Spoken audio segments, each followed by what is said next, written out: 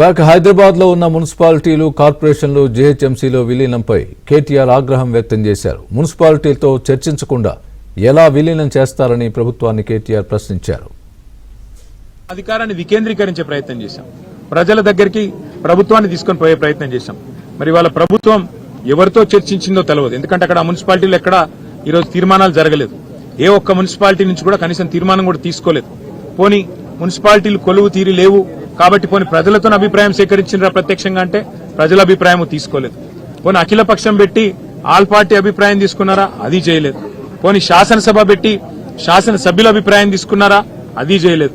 మరి ఎవరి ప్రయోజనాల కోసం, ఎవరి ఎజెండా కోసం, ఎవరి శాశ్వత దీర్ఘకాలిక మరి ఆలోచనల కోసం ఈ ప్రభుత్వం పనిచేస్తున్నదో మాకైతే తెలియదు. ఏ కారణం చేత ఈ ప్రతిపాదన ఇచ్చారు కూడా తెలియదు. బహుశా నేను అనుకోవడం అయితే కేవలం కొంతమంది రియల్ ఎస్టేట్ వ్యాపారులు, దళారులు వారి ప్రయోజనాల కోసం మాత్రమే ఈ ప్రభుత్వం పనిచేస్తున్నదనేది స్పష్టంగా